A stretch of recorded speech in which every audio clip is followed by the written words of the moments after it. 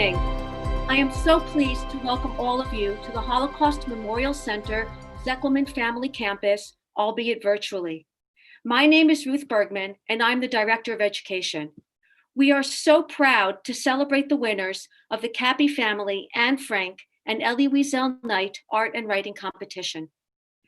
Holocaust education is not just about teaching what happened during the Nazi reign of terror, but understanding that individuals and governments made choices that led to the Holocaust.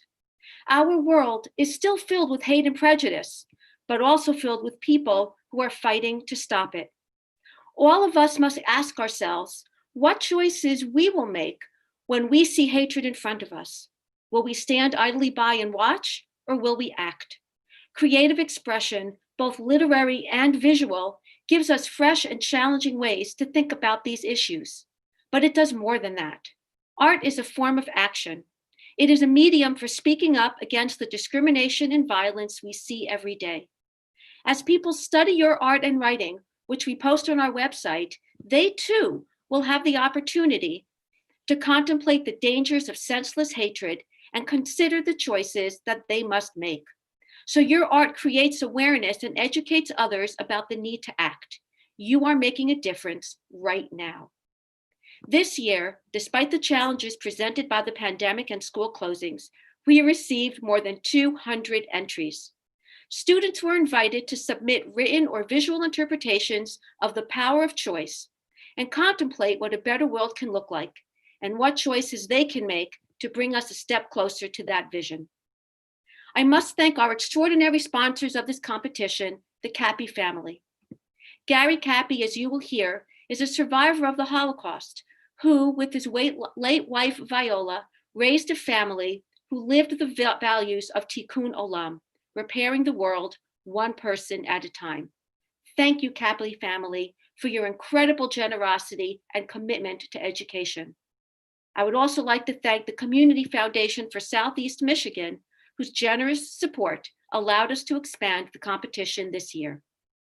Thank you to all of my colleagues for your hours of dedication and hard work to make this evening possible. Without the devotion, support, and expertise you give to the Education Department, this competition could not happen. I owe a special debt of gratitude to the Education Department, who worked tirelessly to make the competition an integral part of HMC Holocaust education. And finally, a very special thank you to the person who managed each and every detail of the competition, Eliza Tick. Eliza, you are professional, composed, creative, and a great problem solver. I am grateful to have you on the education team. And thank you to all of the students, teachers, principals, and families here to share in this evening's celebration. I now invite you to watch this beautiful video where you can meet Mr. Gary Kappy and hear about the vision of this competition.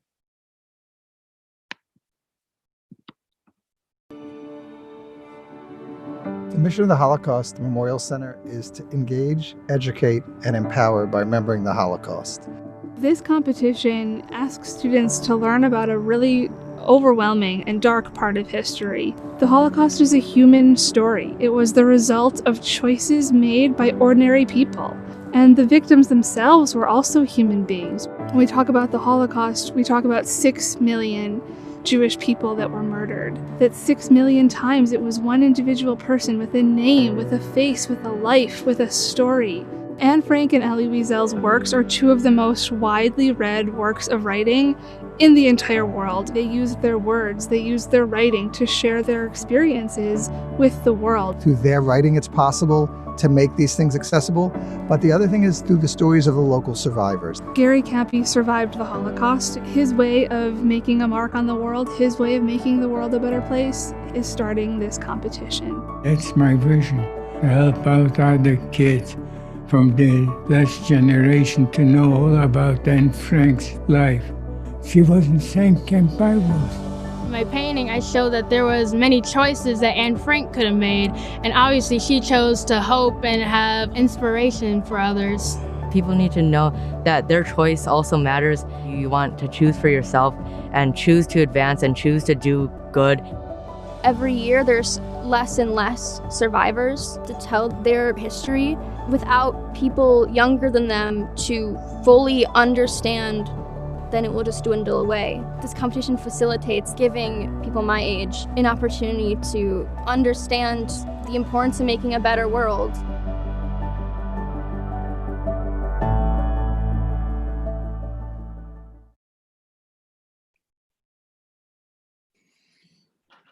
Welcome to the 4th annual Kappy Family Anne Frank and Elie Wiesel Nights Art and Writing Competition.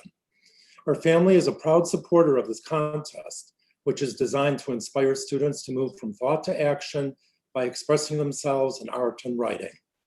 Anne Frank wrote that nobody need wait a single moment before beginning to change the world. Our competition participants have proved to us that students of all ages can work now to make the world a better place.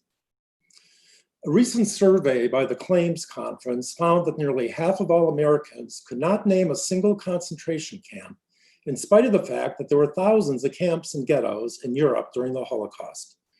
The majority, however, maintained that it was important to keep teaching about the Holocaust.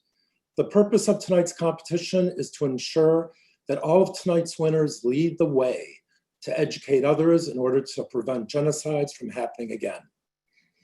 There are many parallels between the life of Knight author Elie Wiesel and that of our father, Gary Kappy. Born in a pot of Poland, our father had fond memories growing up until his life became a nightmare at the age of 15, an age similar to all of you being honored tonight. His family was seized and separated by the Nazis, and he was imprisoned at the Sandomich labor camp. He survived by digging ditches. His sisters and their young families were forced into boxcars and sent to their deaths at Treblinka.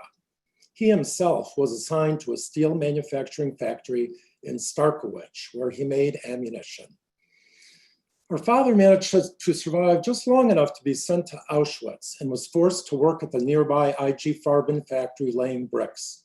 He was then transported to Buchenwald and was liberated by American tanks after barely surviving a death march where thousands were killed. He was the only member of his family to survive and eventually made his way to Detroit. There he met another young Auschwitz survivor who became the love of his life, our late mother, Viola.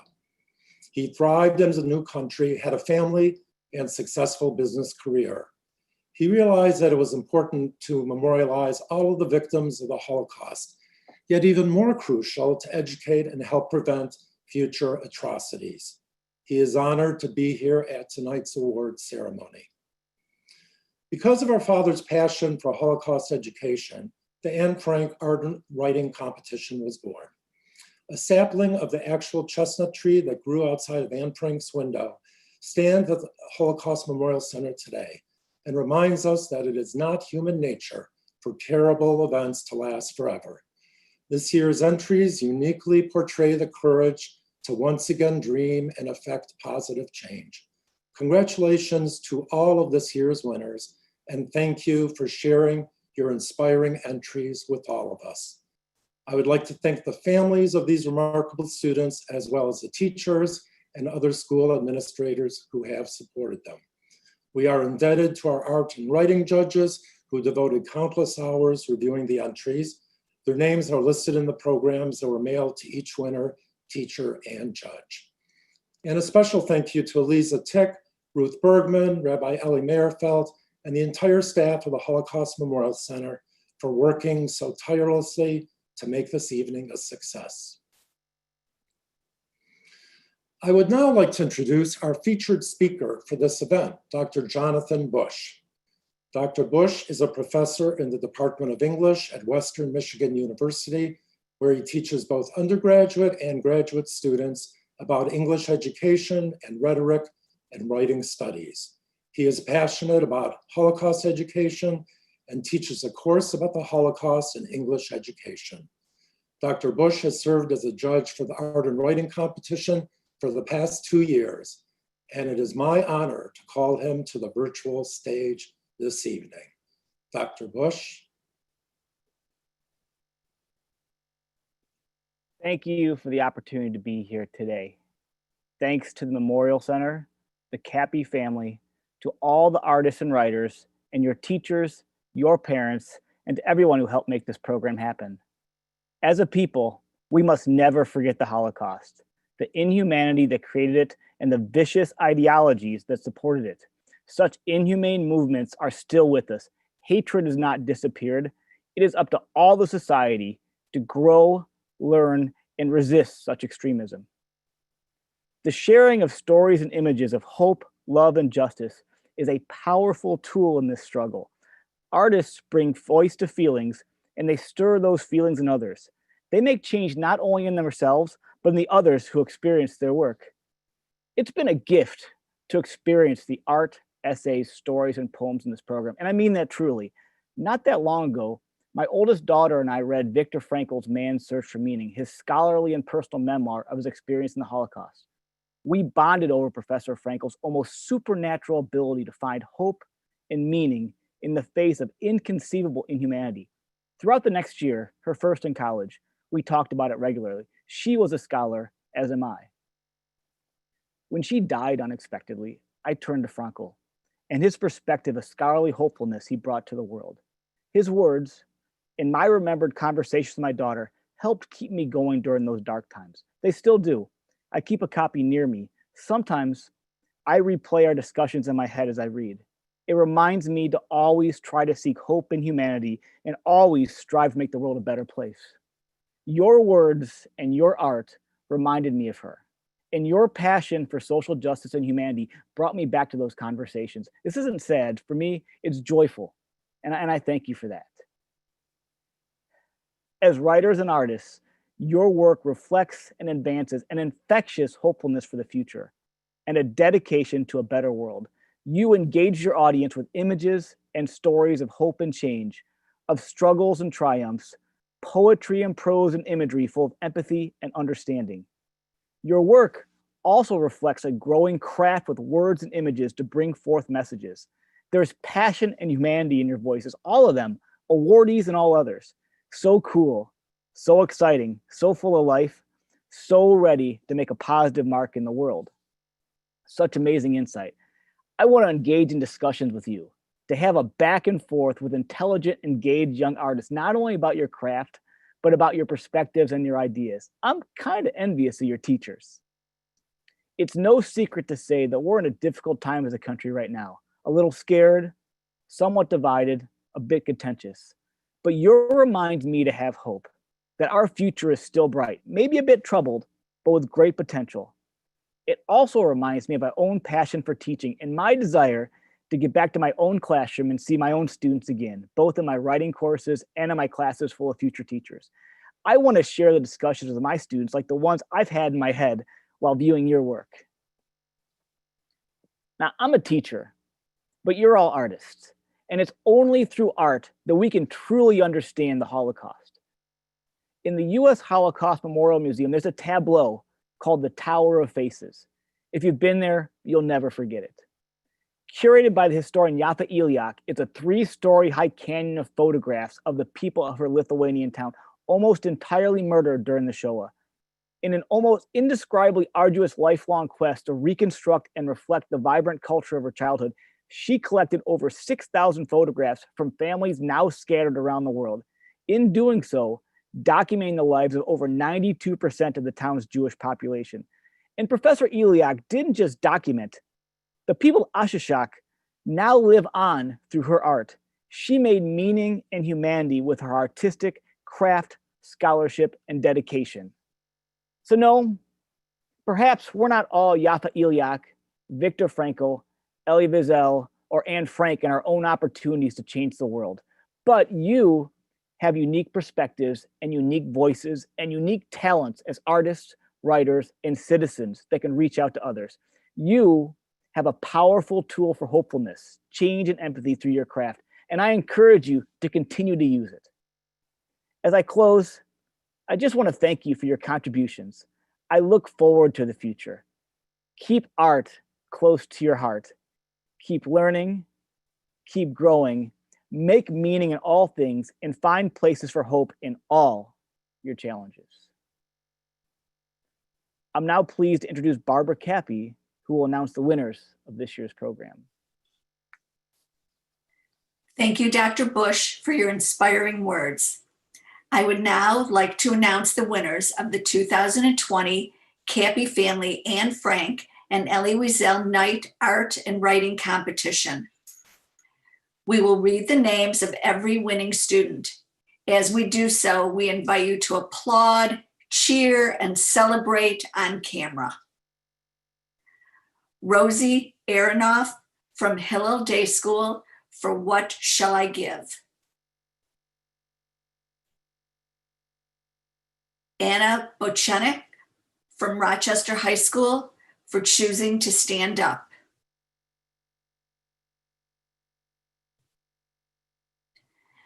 Zander Connally from Monroe County Middle College for Seed of Equality.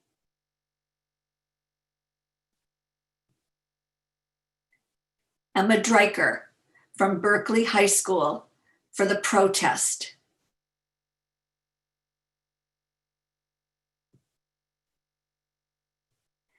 Eloise Dunfee from Maple Street Magnet School for the Arts for Releasing Hope.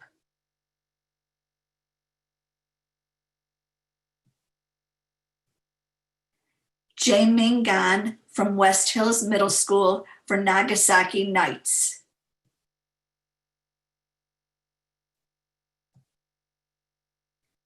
Annie He from Troy High School for Human 2.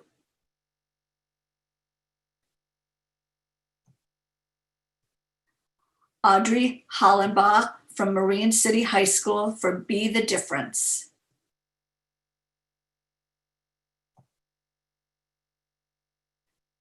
Cora Hovermale from Crestwood Middle School for Anne's Death of Choice.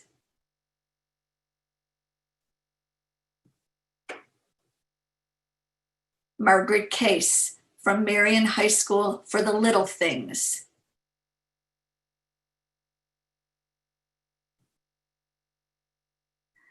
Karina Maruri from Wyandotte Middle School for The Kind Choice.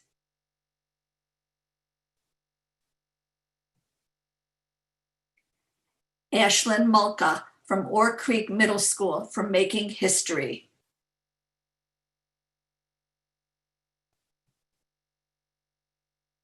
Andrea Ouellette from Farmington High School for The Power of Choice.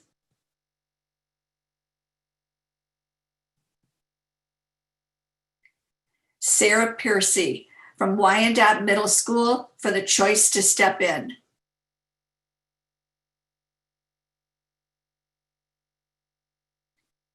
Hannah Resnick from Frankel Jewish Academy for Sewing the World into a Better One.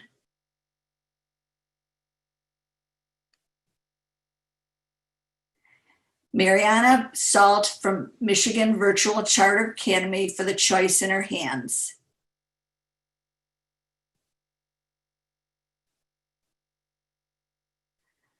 London Shanahan from International Academy West for Start Little.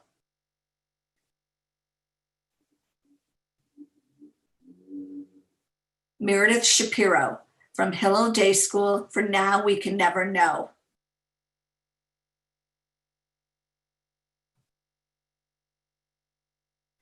Ava Tarach from Oxford Middle School for Shades of Hope. And Lili Tarnopol from Frankel Jewish Academy for Where Have You Been? Congratulations to all of you, and thank you for participating in this competition. We would now like to recognize all of their teachers. Thank you for supporting this competition and your very talented students.